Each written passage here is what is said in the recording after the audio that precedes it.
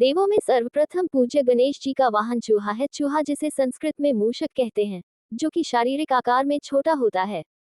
गणेश जी बुद्धि के देवता है, तो चूहा को तर्क वितर्क का प्रतीक माना गया है। चूहे में इसके अलावा और भी कई गुण होते हैं। यही कारण है कि गणेश जी ने चूहे को ही अपना वाहन चुना था। गणेश पुराण के अनुसार हर युग में गणेश जी का वाहन बदलता रहता है। सतयुग में गणेश जी का वाहन सिंह है। त्रेता युग में गणेश जी का वाहन मयूर है और वर्तमान युग यानी कलयुग में उनका वाहन घोड़ा है। चूहा द्वापर युग में उनका वाहन था। चूहा कैसे बना गणेश जी का वाहन? इस बारे में हमारे धर्मग्रंथों में एक पौराणिक कहानी का उल्लेख मिलता है। कहानी कुछ इस तरह है कि एक बार महर्षि पराशर अपने आश्रम में ध्यान अवस्था में थे। तभी वहां कई चूहे आए और उनका ध्यान भंग करने लगे। उन चूहों ने आश्रम को तहस नहस कर दिया। महर्षि पराशर का ध्यान भंग हो गया। वह ये सब कुछ देख रहे थे।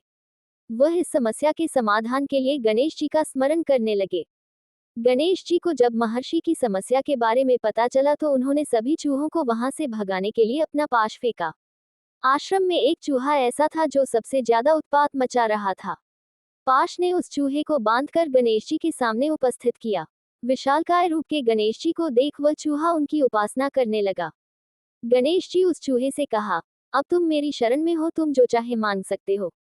गणेश जी की बातों को सुन चूहे में अहंकार पैदा हो गया। उसने गणेश जी से कहा, मुझे आपसे कुछ नहीं चाहिए। यदि आपको कुछ चाहिए तो आप मुझसे मांग सकते हैं। गणेश जी उसकी बात सुनकर प्रसन्न हुए और चूहे से कहा, मूषक, यदि तुम कुछ देना चाहते हो तो मेरे आजीवन वाहन बन जाओ। चूहे ने स्वीकार कर लिया।